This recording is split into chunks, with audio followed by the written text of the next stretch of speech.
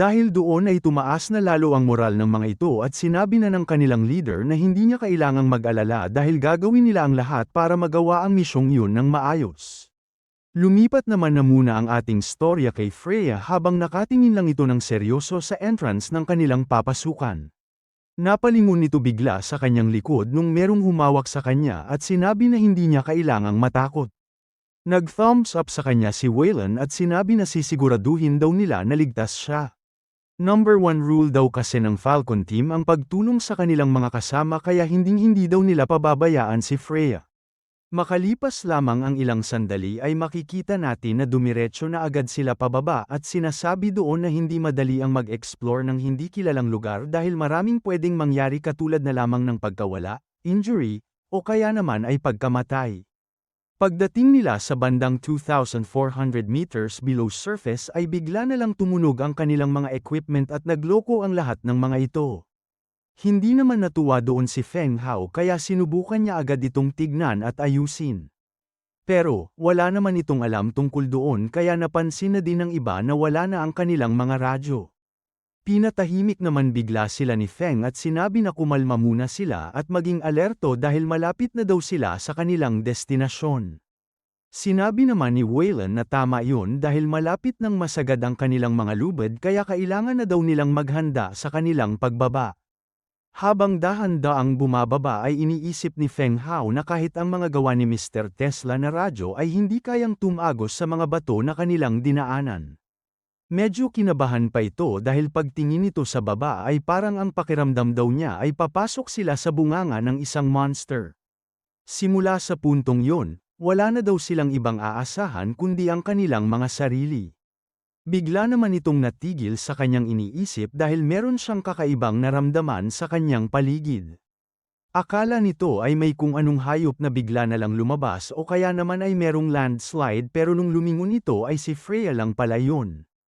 Kinakabahan nitong tinanong kung ano ang kanyang ginagawa at sinabi na wag siyang bigla-biglang nangangalabit.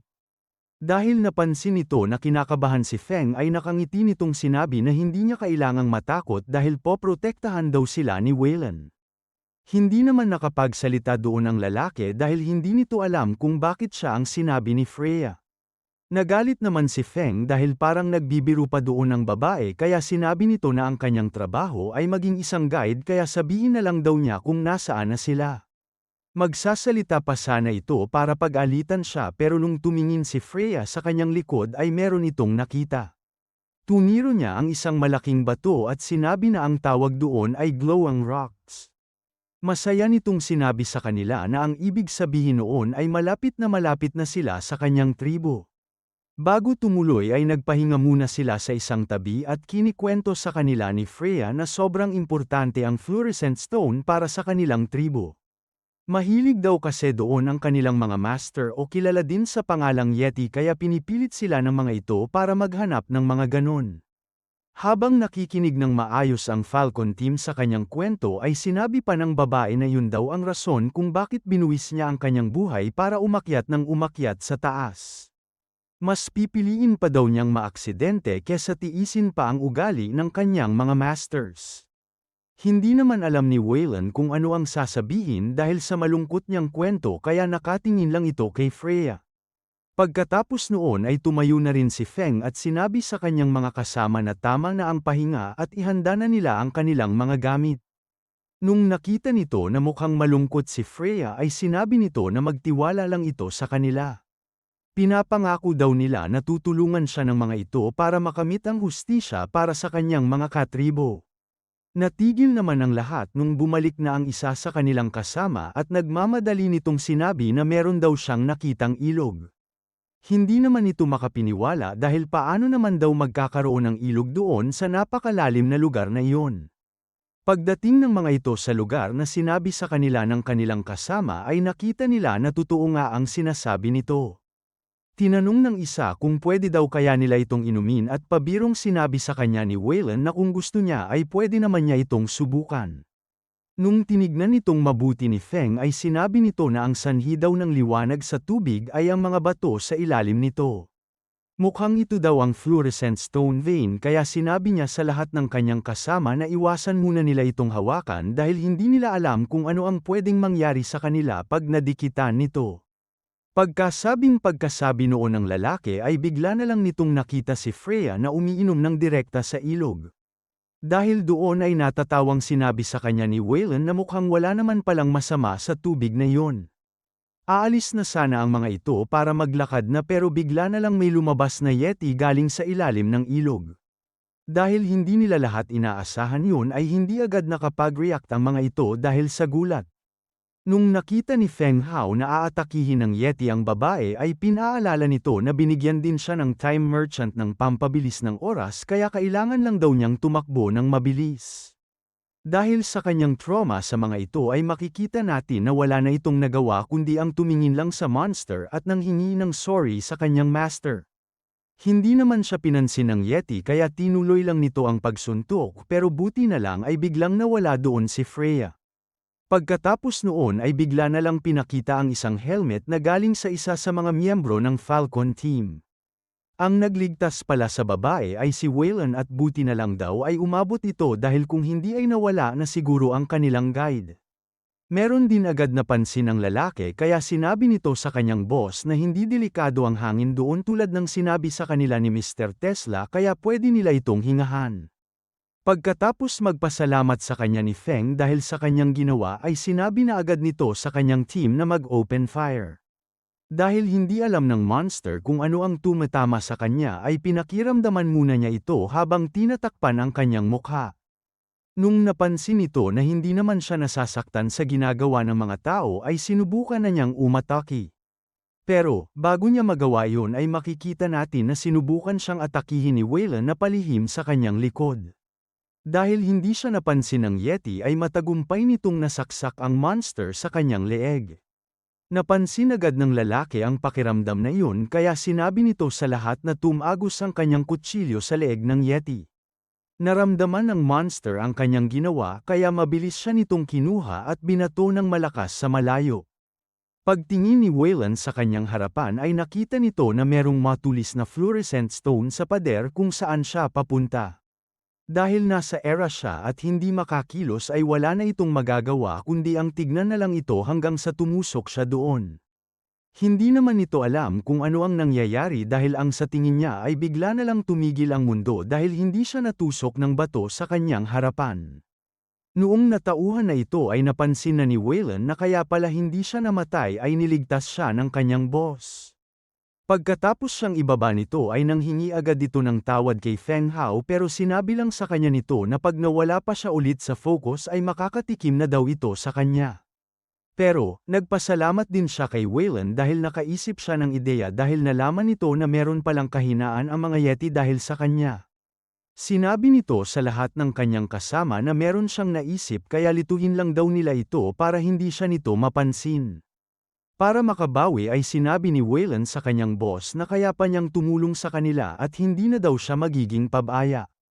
Dahil napansin nito na panay ang tingin ni Waylon kay Freya kanina pa ay niloko siya nito at sinabi na dahil sa takot, tumakbo ang babae sa malayo kaya habulin na lang daw niya ang kanyang girlfriend. Lalo daw kasi silang mapapahamak pag nawala ang kanilang nag-iisang guide doon. Sasabihin pa lamang sana nito na hindi niya girlfriend si Freya pero sinigawan na ulit siya ni Feng at sinabi na umalis na siya ngayon din. Nung sinunod na siya ng lahat ay mabilis na itong tumakbo papunta sa likod ng monster. Naramdaman naman agad ito ng yeti pero pagtingin niya sa direksyon ni Feng ay wala na ito doon. Makikita natin na nag-slide pala ito sa gitna ng mga paa ng monster para makapunta ito ng mabilis sa kanyang harapan. Nung napansin ito ng yeti ay huli na ang lahat dahil natutukan na siya ni Feng Hao ng baril sa mukha. Habang nasa ere ay sinabi nito sa monster na tignan na lang nila kung hindi rin ba tinatabla ng bala ang kanyang mata. Pagkatapos noon ay bigla na lang nito pinutok ang baril at nasagot na agad ang kanyang tanong dahil bigla na lang nahulog ang yeti sa lapag at mukhang wala na itong buhay. Pagkatapos noon ay lumipat na muna ang ating story sa loob ng headquarters ng Eternal Club at makikita natin doon na merong tumatakbo papunta sa opisina ng ating bida. Natigil sa pag-iisip si Lee habang nakatingin sa kanyang bintana dahil merong biglang pumasok doon. Masayang sinabi sa kanya ni Tesla na tapos na daw nilang gawin ang blueprints para sa mga drill na gagamitin nila at kaya sila medyo natagalan ay sinigurado daw muna nila na wala na itong problema. Pinakita din doon ang library ng ating bida dahil nilagyan niya ito ng pampabilis ng oras para doon na lang pupunta ang mga tao na gustong gumawa ng mabilis. Makalipas lamang ang ilang sandali ay makikita natin na bigla na lang itong bumukas. Lumabas doon ang mga scientists na pinamumunuan nila Midleaf, Ampere, at Tesla dahil doon nila sinigurado na tapos na talaga ang blueprints na kanilang ginagawa. Nung nakita na ni Tesla na tapos na sila ay tinawag agad nito si Ampere para hingin ang kanilang ginawa. Habang pinapakita nila ito sa kanilang boss ay makikita natin na parang puyat na puyat ang isa dahil sa kakulangan nila ng tulog. Pinaliwanag naman na ni Tesla kay Lee na ang drill na iyon ay kayang dumaan sa kahit na anong bato at lupa na pwedeng hamarang sa kanila sa underground. Kaya din daw nitong umikot ng 360 degrees para mas madali itong hamukay sa kahit anong direksyon. Natuwa naman doon ang ating bida kaya sinabi nito sa kanila na pwede na yun at bibigyan daw niya ang mga ito ng 5 araw para magawa ang final product ng blueprint na yun. Natigil naman sa pagpapahinga si Ampere nung narinig nito na binigyan lamang sila ng 5 araw ng kanilang boss. Napaupo ito at sinabi na masyado itong mabilis dahil kakailanganin pa muna nilang siguraduhin ng ilang beses ang mga plano bago ito gawin ng totoo. Sumang-ayon naman doon si Tesla at sinabi din na hindi lang yun ang problema dahil sobrang pagod na daw ang mga scientist dahil wala pa silang pahinga. Hindi naman ito pinansin ng Time Merchant at sinabi na lang sa kanila na mahigit 1 buwan na sa kanilang oras nung nawala ang contact nila sa Falcon team. Kaya, tinanong nito kung mas uunahin pa ba nila ang pahinga kesa gawin agad yun para mapuntahan na nila sila Feng Hao. Umupo ito sa kanyang pwesto at kalmadong sinabi na importante masyado ang Falcon team para sa Eternal Club. Hindi daw siya papayag na mamamatay lang sila dahil sa misyon na yun kaya kailangan nilang gawin ang lahat para matulugan agad ang mga ito. Dahil wala nang ibang magagawa ang ating bida ay nilabas nito ang kanyang mahiwagang orasan at sinabi na kung sino ang hindi susunod sa kanya ay matatanggal sa kanilang club. Dahil doon ay wala nang nagawa ang mga ito kundi ang pumayag pero para magawa daw yun ay kakailanganin nila ng mas malaki pang accelerated space kesa sa kanilang library. Wala daw itong problema sa Time Merchant kaya gagawin niya agad ito at pinaalala ulit bago umalis na meron lamang silang 5 araw. Hindi na sila nagsayang pa ng oras at pumunta agad sa lugar kung saan nila gagawin ang drill. Habang nagsasalita si Tang tungkol sa kanilang blueprint ay makikita natin na parang lutang lang doon si Tesla. Nung napansin ito ng matanda ay tinanong niya agad kung ano ang problema nito at sinabi ni Tesla na matagal na niyang kilala si Mr. Lee at ang lagi nitong nakikita ay ang mabait at masiyahin niyang ugali. Hindi daw niya inaasahan na magseseryoso ito ng ganon na parang galit na galit. Ngumiti naman doon si Mr. Tang at tinanong kung hindi ba yun magandang balita. Mapapansin daw kasi nila kung paano talaga pinapahalagahan ng kanilang boss ang lahat ng kanyang mga empleyado kahit sino pa ito. Habang dumadating si Lee ay dinagdag pa ng matanda na normal lang ang reaksyon niyang iyon kaya gawin na lang daw nila kung ano ang inuutos sa kanila nang walang reklamo. Pagkalapit nito sa dalawa ay tinanong agad niya kung okay na ba ang ginawa niyang accelerated space para sa kanila.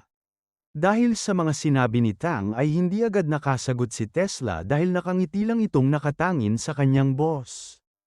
Hindi naman ito alam kung ano ang nangyayari kaya tinanong niya ito kung meron ba silang problema.